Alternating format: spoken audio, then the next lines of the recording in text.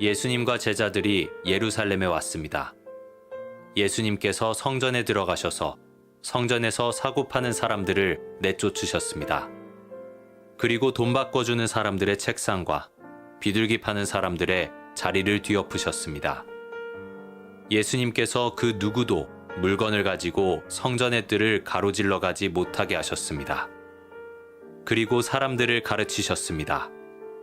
성경에 이렇게 쓰여 있다. 나의 집은 모든 민족의 기도하는 집이라고 불릴 것이다. 그런데 너희는 강도의 소굴로 바꾸었다. 우린 지난주에 예루살렘 성을 향해서 눈물을 흘리시고 슬퍼하시는 예수님의 모습을 보았습니다. 사랑이 없다면 이 슬픔은 존재할 수 없는 겁니다. 예수님께서 예루살렘을 향해서 왜 눈물을 흘리시는가? 사랑하는 자만이 흘릴 수 있는 눈물이기 때문에 그 눈물을 흘리시는 겁니다. 사랑이 없다면 예수님께서는 이렇게 슬퍼하실 필요가 없는 거죠. 근데 예수님의 사랑이 예수님을 이렇게 슬프게 하기도 하지만 예수님의 사랑은 분노하기도 하고 미워하기도 하십니다. 오늘은 지난주보다 조금 더 부담스러운 주제에 대해서 나눔을 해보려고 합니다. 예수님의 분노, 예수님이 미움이라고 하는 주제인데 전하는 자도 두렵고 떨리는 주제이고 듣는 사람들도 굉장히 부담이 되는 주제임에 틀림없습니다. 그런데 예수님께서 우리를 사랑하시기 때문에 우리가 없는 천국을 원하지 않으셔서 예수님께서 십자가에 달려 죽으시는데 그렇게 우리를 사랑하시기 때문에 때때로 예수님께서는 우리의 어떠함을 보고 분노하실 수 있고 우리의 어떠함을 미워할 수 있다라고 하는 사실을 하나님의 말씀으로 받고 그 말씀 앞에 서서 우리 자신을 돌아보고 우리 자신을 성찰하는 은혜의 시간이 될 수 있게 되기를 간절히 원합니다. 오늘 말씀을 받으면서 우리가 지향해야 되는 태도가 있습니다. 그것은 바로 예수님의 비유에 등장하는 바리새인의 태도인데 누가복음 18장 10절로 12절 말씀 우리가 잠목소리 한번 읽어볼게요. 시작. 두 사람이 기도하려고 성전에 올라갔는데 하나는 바리새파 사람이고 하나는 세리였다.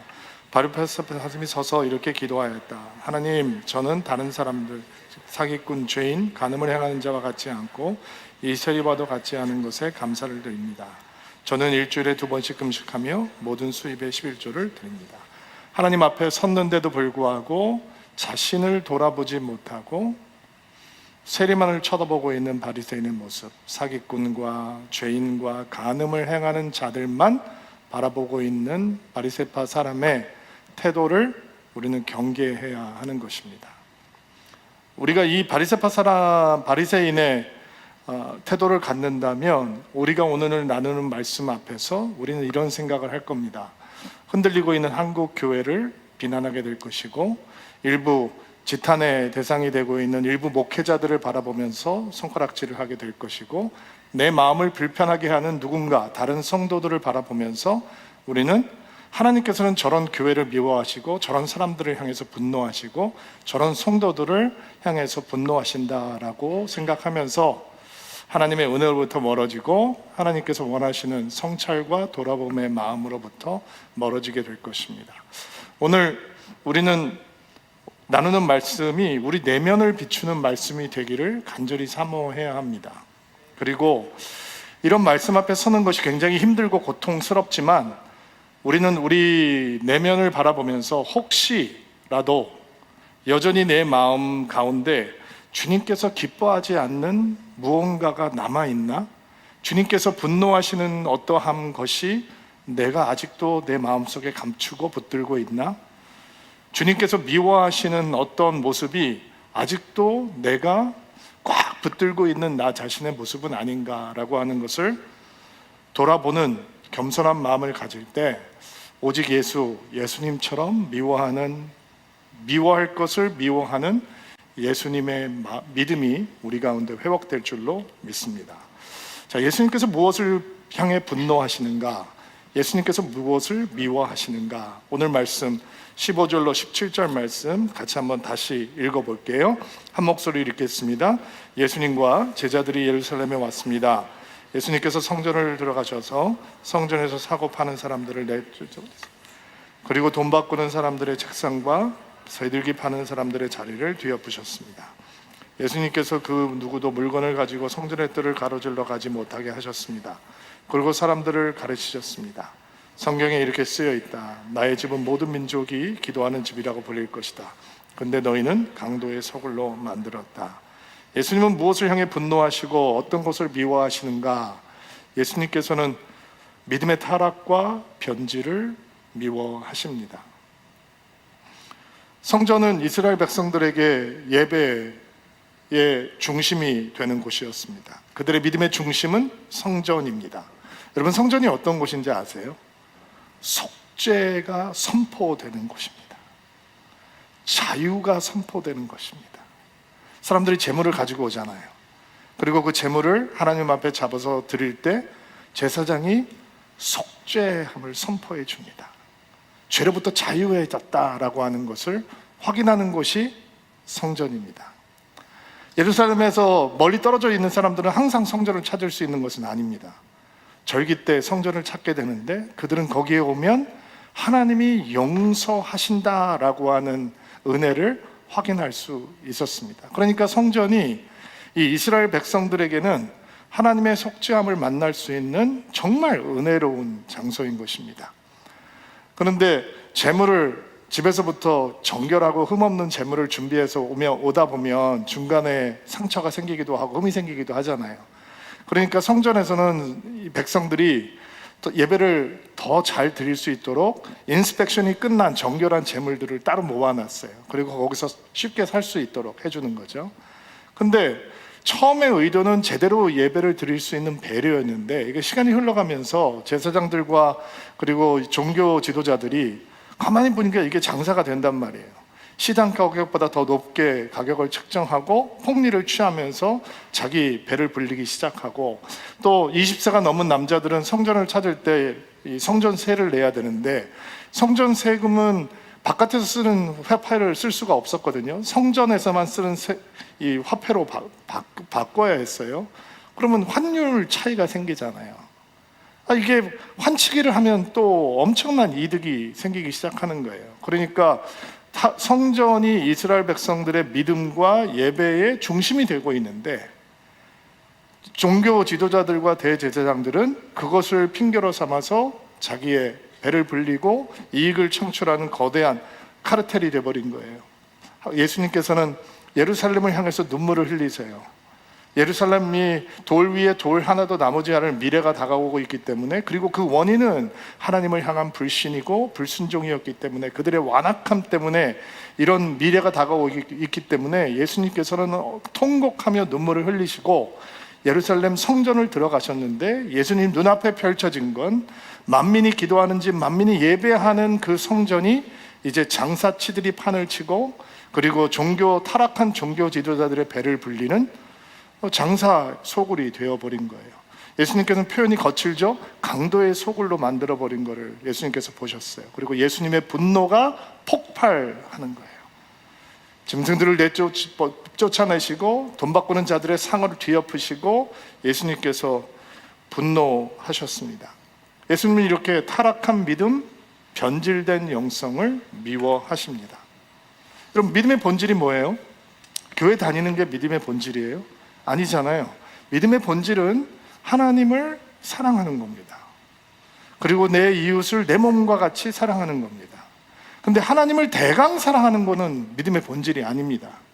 믿음의 본질은 하나님을 마음을 다해, 목숨을 다해, 힘을 다해, 뜻을 다해 사랑하는 것입니다. 믿음의 본질은 하나님을 대충 대강 대하는 것이 아닙니다. 하나님이 가장 소중한 분이 되는 것이고, 하나님이 나에게 가장 존귀한 분이 되는 것이고, 나의 주님이 되는 것입니다. 믿음의 본질이 흔들리면 어떻게 되는가? 내가 하나님을 위해서 존재하는 것이 아니라 하나님이 나를 위해서 존재하는 분이 됩니다. 믿음의 변질이 변하면 어떻게 되는가? 하나님은 내가 부르면 언제든지 손을 걷어붙이고 달려와야 되는 하나님이 되어버립니다. 우리의 요구대로 서비스해 주어야 되는 도우미가 되는 것이죠. 이웃은 믿음의 본질이 변질되면 이웃은 사랑해야 되는 대상이 아니라 경쟁해야 되고 이겨야 되는 귀찮은 대상이 되고 맙니다. 하나님의 존귀함을 모르면 절대로 나의 존귀함을 찾을 수가 없습니다.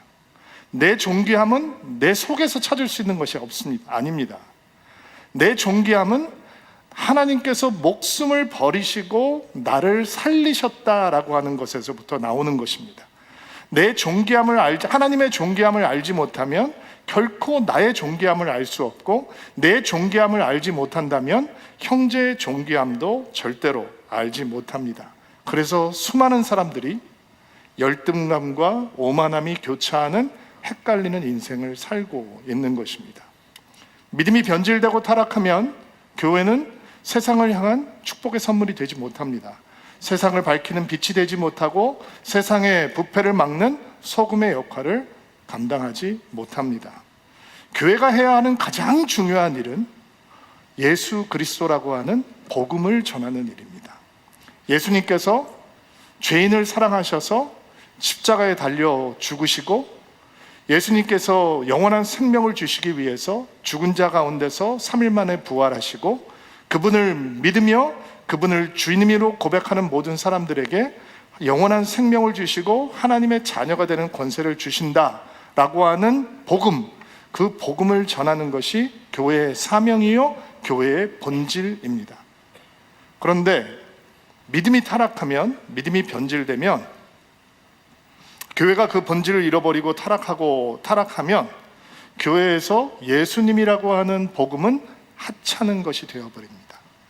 꼭 들어야 하는 복된 소식을 이미 알고 있는 진부한 소식으로 받아들이게 되고, 꼭 붙들고 있어야 되는 기쁜 소식을 이미 너무 많이 들어서 알고 있는 지겨운 소식으로 간주하게 됩니다. 복음이 우리 신앙에서 가장 중요한 것인데, 예수 그리스도라고 하는 것은 우리 신앙의 중심인데, 마치 복음 다음에 배우는 것들이 진짜 신앙의 진수라고 생각하는 어리석음에 빠지게 되는 것입니다. 교회가 믿음과 영성이 변질되고 타락하면 복음을 전하는 것보다 사회적 참여가 더 중요하다고 생각을 하게 되고, 복음을 전하는 것보다 시대적인 이슈에 대해서 보이스를 내는 게 훨씬 더 의미 있다고 생각하고, 복음을 전하는 것보다 사회적 약자를 돕는 것이 더 필요하다라고 소리를 내고, 복음을 전하는 것보다 우리끼리 교제가 더 중요해지고, 복음을 전하는 것보다 교회의 세를 불리는 것이 더 중요해지고, 복음을 전하는 것보다 목사가 유명해지는 게 더 중요해지고, 복음을 전하는 것보다 사회적인 영향력을 발휘하는 게 더 중요하다고 생각하게 되고, 복음을 전하는 것보다 무시당하지 않는 교회가 되는 것이 더 중요하다고 생각하게 되는 것입니다. 교회가 변질되면, 성도의 믿음이 타락하면 복음보다 중요한 게 너무 많아집니다. 예수님께서는 변질되고 오염된 타락한 믿음과 신앙을 미워하십니다. 그리고 그런 변질된 믿음을 향해 예수님께서는 분노하셨습니다. 우리 올 한 해 오직 예수께로 돌아가자라고 하는 말씀으로 샤를 시작했잖아요.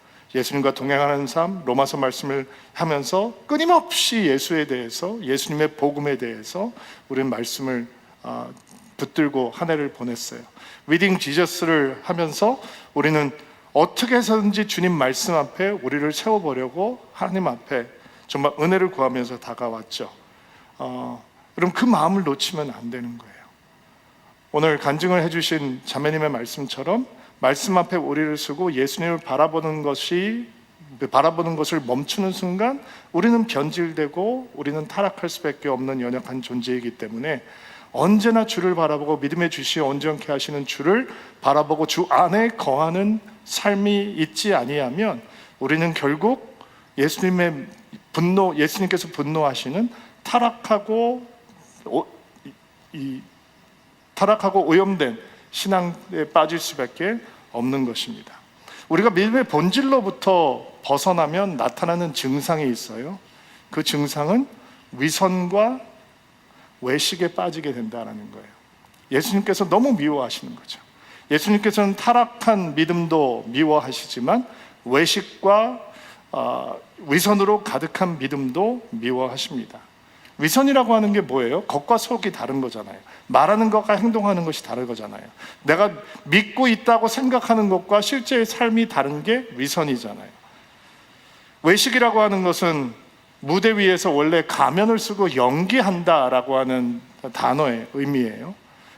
옛날에 그리스 문화에서 이 극장에서 배우들이 연기를 할 때 가면을 썼거든요. 그 가면을 쓰는 모습을 외식이다 이렇게 얘기했어요. 그러니까 외식하는 신앙은 뭐냐면 실제로 내가 그 신앙의 내용이 없는데 마치 연기하듯이 크리스찬처럼 목사처럼 연기하듯이 살아가는 것이 바로 외식이라고 하는 거예요.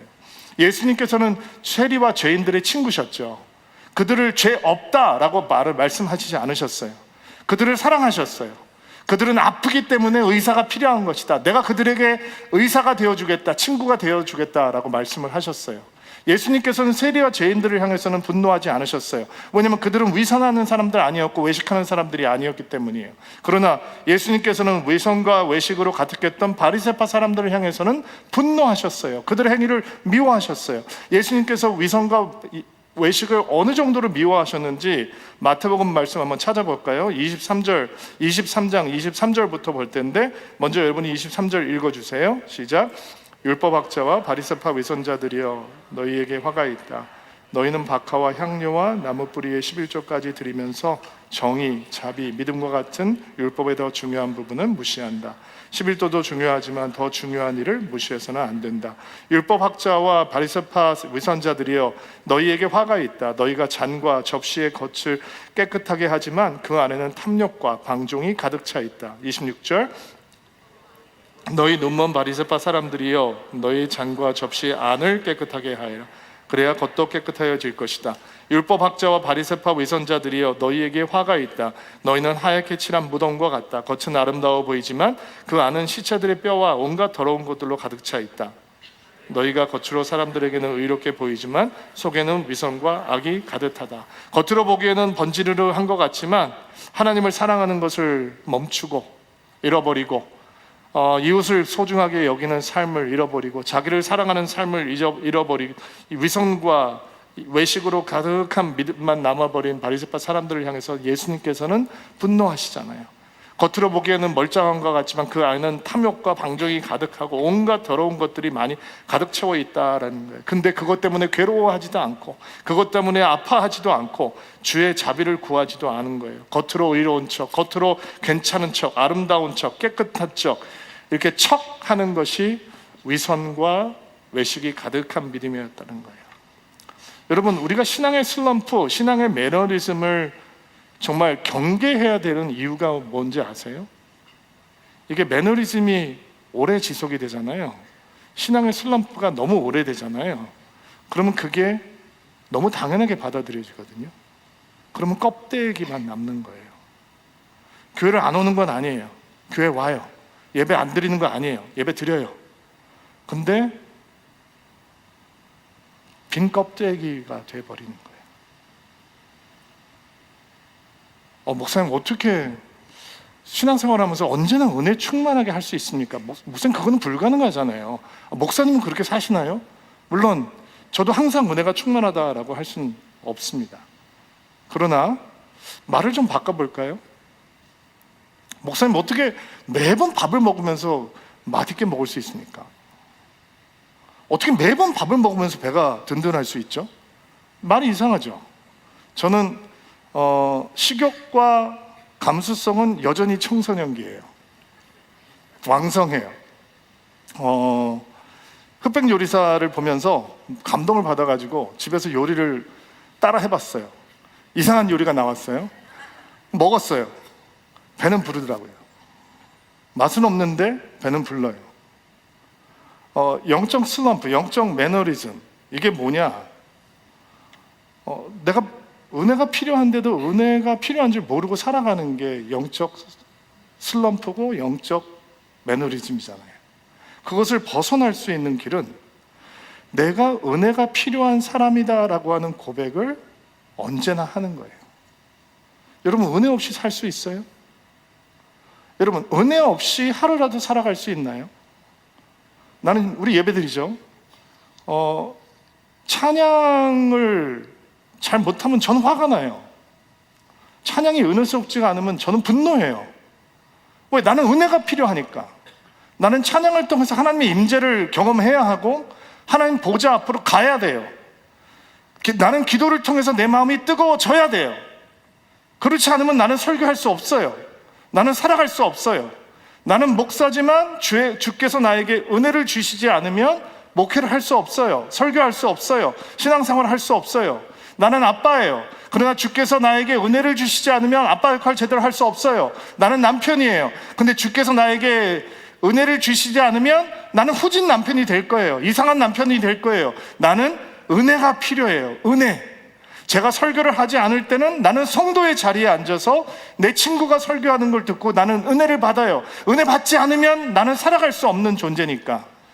신목사가 졸업한 장신대 신대원 학생들을 위해서 올 가을에 사경회를 했어요. 그래서 소문이 나는 거예요. 엄청나게 은혜스러웠다고. 그래서 제가 어렵게 그 설교 파일을 받아가지고 요즘 그 설교를 듣고 다녀요. 얼마나 은혜가 되는지. 어쩔 때는 눈물을 흘리다, 어쩔 때는 배꼽 잡고 웃다, 어쩔 때는 새로운 결단을 했다, 어쩔 때는 막 기도를 하다. 여러분, 이 은혜 없이 여러분 교회 생활 할 수 있어요? 우리는 은혜가 필요한 사람이에요.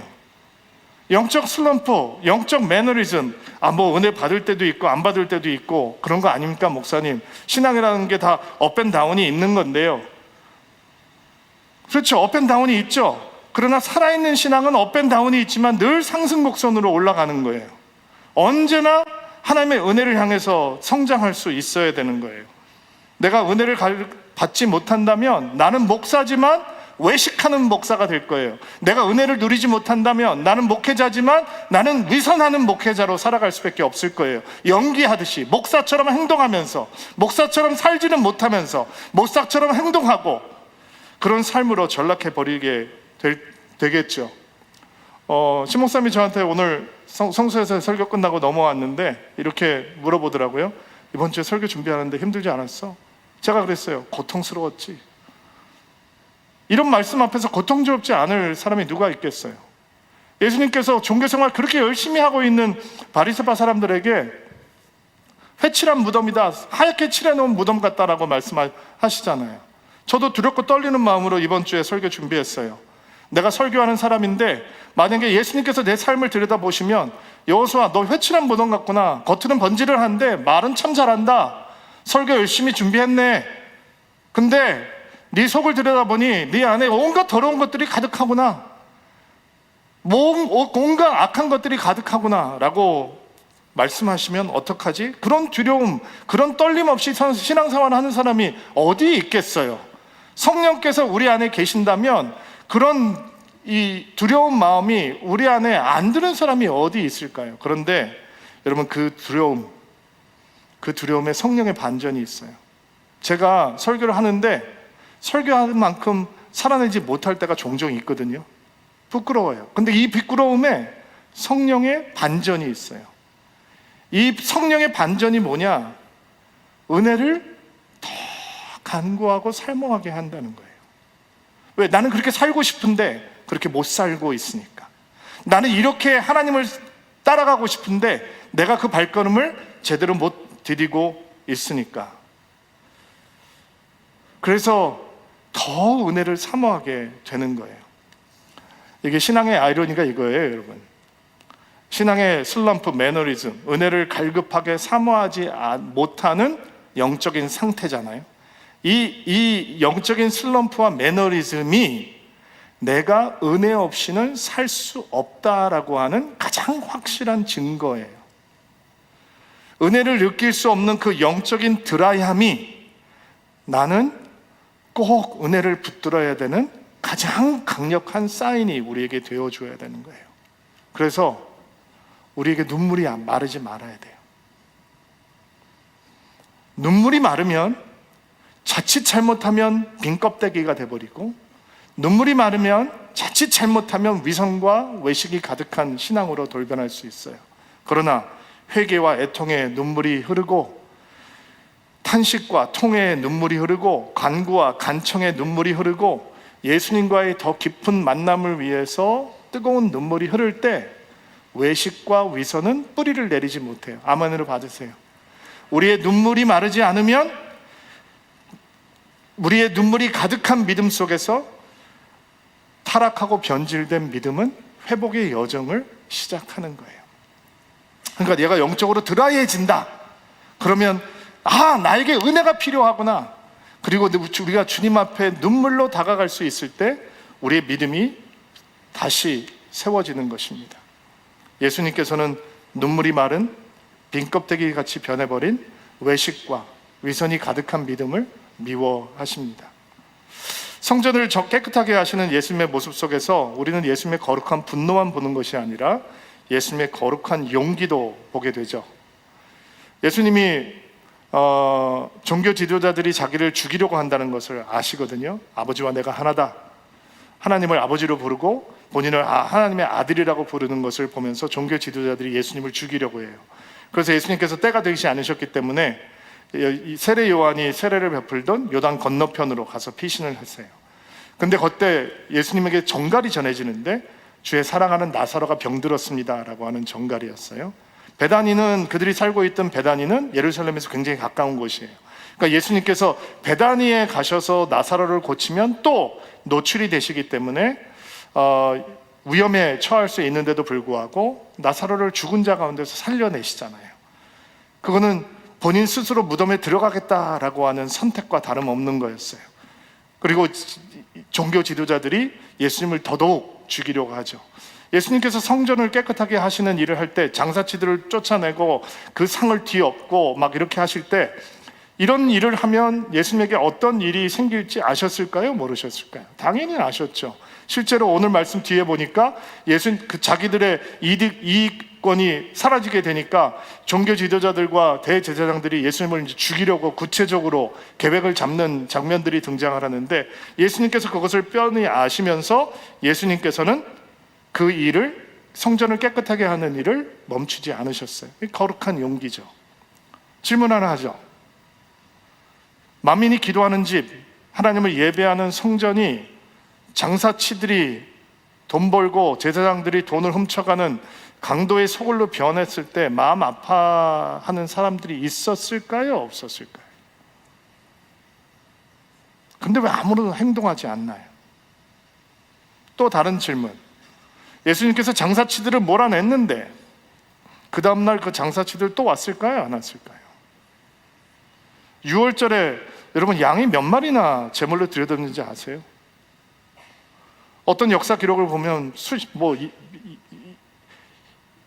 30만 마리 정도의 양이 제물로 드려졌다라는 얘기가 나와요. 여러분, 그 거대한 이권이 예수님께서 한번 상을 뒤엎었다고 단번에 없어지겠어요? 근데 왜 그렇게 행동하셨을까요? 예수님께서는 그렇게 한번 장사치들을 쫓아내고 한번 상을 얻는다고 강도의 소굴로 변한 성전이 진짜 만민이 기도하는 집이 될 수 있다고 생각하셨을까요? 만약에 그것을 믿지 않으셨다면 왜 뒤엎으셨을까요? 왜 분노하셨을까요?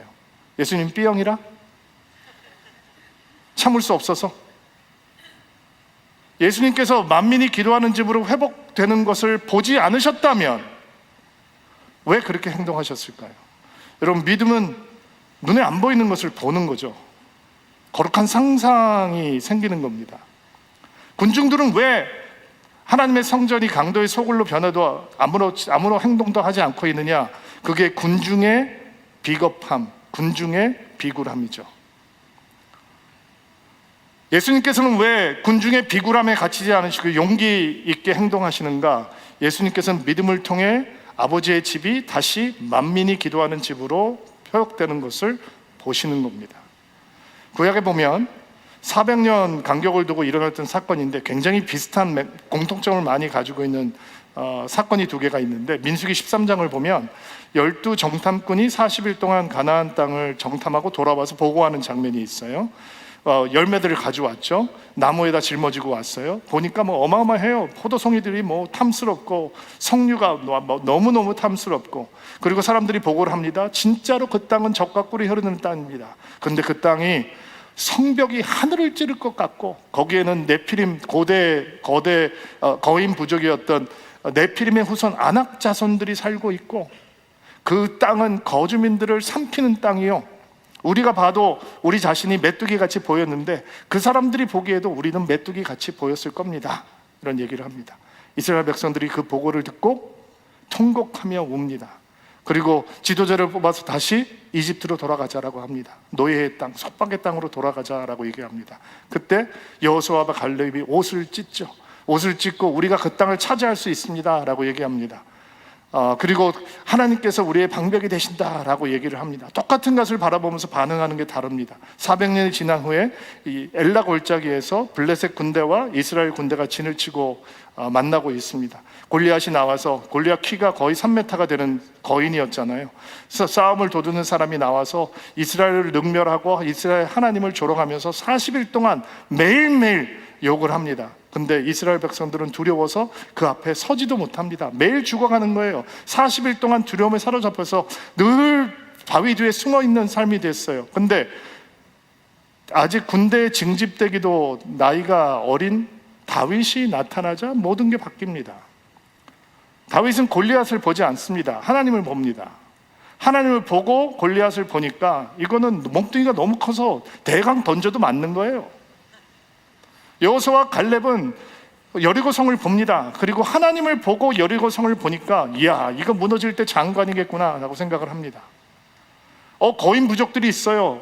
이거 뭐 팔뚝이 내 허벅지 같고, 내 허벅지가 그 사람도 허벅지가 내 허리 같고, 주먹이 내 머리통만 하고, 그리고 하나님을 통해서 그 안악 작석을 보니까 이건 뭐 조준을 할 필요도 없어. 대강만 쏴도 다 맞는 거예요. 몸뚱이가 크니까. 그리고 그들은 승리를 미리 보는 겁니다. 믿음은 거룩한 상상력을 포함합니다. 그리고 예수님께서는 이 강도의 소굴로 변해버린 하나님의 성전이 만민이 기도하는 집이 될 수 있다는 것을 믿고 성전을 깨끗하게 하시는 겁니다. 예수님께서는 군중의 비굴함을 미워하십니다. 하나님을 보지 못하는 영적 무력함을 예수님께서는 미워하십니다. 여러분의 삶을 무엇을 통해서 보시겠습니까? 여러분이 처해져 있는 삶의 정황을 무엇을 통해서 보시겠습니까? 하나님을 통해서 보면 하나님의 길이 보이기 시작합니다. 하나님의 역사가 드러나기 시작합니다. 하나님의 사건들이 보이기 시작합니다. 그리고 그것을 보는 것이 믿음입니다. 예수님께서는 그것을 보시기에 성전을 깨끗하게 하시고 상을 뒤에 엎으시는 겁니다. 우리 눈앞에 펼쳐져 있는 상황들이 아무리 절망적이고 아무리 낙심되더라도 우리는 영적인 무력함에 사로잡혀서는 안 되는 것입니다. 군중의 비굴함에 갇혀서 하나님께서도 하실 수 없다라고 생각해서는 안 되는 것입니다. 예수님께서는 이런 영적인 무력함을 미워하십니다. 성경 한 군데 더 찾아볼까요? 마태복음 16장 말씀인데 21절로 23절 말씀 같이 한번 읽어보겠습니다. 읽어주세요. 시작. 그때부터 예수님께서는 자신이 예루살렘에 반드시 가야만 하며 거기서 장로들과 대제사장 그리고 율법학자들에게 고난을 받아 결국엔 죽음을 당하지만 3일째 되는 날에 다시 살아나실 것을 제자들에게 시작하셨습니다. 그러자 베드로가 예수님을 붙들고 말렸습니다. 절대로 그럴 수는 없습니다. 주님, 이런 일이 결코 일어나지 않을 것입니다. 23절, 예수님께서 돌아서서 베드로에게 말씀하셨습니다. 사탄아, 내 뒤로 쏙 물러가라. 내가 나를 넘어지게 한다. 너는 하나님의 일을 생각하지 않고 오직 사람의 일만 생각하는구나. 베드로가 예수님을 향해서 주는 그리스도시여 살아계신 하나님의 아들이십니다라고 고백을 합니다. 예수께서는 그 고백을 들으시고 그 신앙 고백 위에 내가 반석 같은 교회를 세울 것이다, 음부의 권사가 해하지 못하는 교회를 세울 것이다 라고 말씀을 하셨습니다. 그리고 그 신앙 고백이 주어진 다음에 예수님께서는 십자가에 대해서 가르치기 시작하셨습니다. 근데 그 위대한 신앙 고백을 했던 베드로가 예수님께서 십자가에서 죽으실 거다라고 하는 말을 듣고 예수님을 만류합니다. 사실은 개역 개정을 보면 이 항변했다라고 하는 번역으로 등장을 하는데, 여기서 쓰고 있는 헬라어 단어는 사실은 그런 표현보다는 더 센 표현입니다. 꾸짖는다, 야단친다, 책망한다, 이런 얘기입니다. 그러니까 베드로가 지금 십자가에 죽는다라고 말씀하시는 예수님을 야단치고 있다라고 하는 뜻입니다. 그럼 왜 그러지 말라라고 말리고 있느냐? 사랑하기 때문이냐? 예수님을 애정이 너무 커서? 그렇지 않죠. 그들에게 예수님은 신분 상승 카드입니다. 예루살렘에 들어가면 뭔가 큰 일이 일어날 것이고, 그 예수님이 자기들을 높여줄 거라고 믿기 때문에 예수님 죽지 말라고 얘기를 하고 있는 것입니다. 그때 예수님께서 뭐라고 말씀하세요? 사탄아, 내 뒤로 물러가라 라고 얘기를 하죠. 예수님께서는 하나님을 향한 불신과 불순종을 미워하십니다. 불신과 불순종이 뭐냐? 불순종과 불신의 정체가 무엇인가? 예수님의 언어를 빌리자면 하나님의 일을 생각하지 않고 사람의 일을 생각하는 겁니다. 그게 불신이요, 그게 불순종입니다. 왜 교회가 예수님 때문에 존재하는데, 예수님 때문에 존재하는 교회가 왜 하나님을 불순종하게 되는가? 하나님의 일을 생각하지 않고 사람의 일을 생각하면 교회도 하나님을 불순종하게 되는 것입니다. 교회는 성도를 기쁘게 하기 위해서 존재할 수 없습니다. 교회는 하나님을 기쁘게 하기 위해서 존재해야 합니다. 그때 성도는 행복해지는 겁니다. 교회는 사람의 일을 생각하기보다 하나님의 일을 도모해야 하는 곳입니다. 그때 우리가 진짜 교회로서 이 땅 가운데 서 있을 수 있는 것입니다. 하나님이 원하시는 것을 하는데 교회가 세상에서 욕을 먹는다면 우리는 기쁘게 욕을 먹어야 합니다. 하나님께서 원하시는 것을 하기 때문에 세상에서 조롱을 당한다면 교회는 그 조롱도 견뎌내야 합니다. 교회는 언제나 사람의 일을 도모하는 것이 아니라 하나님의 일을 따라가는 곳이 되어야 하는 것입니다. 여러분, 우리의 삶을 다시 한번 주 앞에 열어 보이기를 원합니다. 여러분의 믿음 안녕하십니까? 여러분의 주님을 향한 사랑 안녕하십니까? 아니면 변질됐습니까? 흔들렸습니까? 주님께서 우리를 부르십니다. 주님을 온전히 소중하게 사랑하는 믿음을 회복하기를 주의 이름으로 축복합니다. 우리 마음을 다시 한번 들여다봅시다. 혹시 신앙생활을 너무 오래 하고 있어서 빈 껍데기만 있는, 혹은 위선과 외식이 가득한 회칠한 무덤 같은 나의 모습이 있지는 않습니까? 주께서 부르십니다. 겉만 깨끗한 것이 아니라 내면까지 거룩하고 순결한 주의 신부가 되라 라고 말씀하십니다. 군중의 비굴함과 비겁함을 거부할 수 있는 믿음의 용기, 거룩한 상상을 통해 하나님께서 하실 것을 봄으로 믿음의 용기를 따라가라 라고 주님은 우리를 도전하십니다. 하나님의 일은 생각하지 아니하고 사람의 일만 생각하는 불신과 불순종의 잔재가 혹시 우리 안에 남아있는지 돌아볼 수 있게 되기를 바랍니다. 예수님께서 미워하시는 것을 함께 미워할 수 있는 믿음, 그 믿음이 여러분의 믿음, 저의 믿음 되기를 주의 이름으로 축복합니다.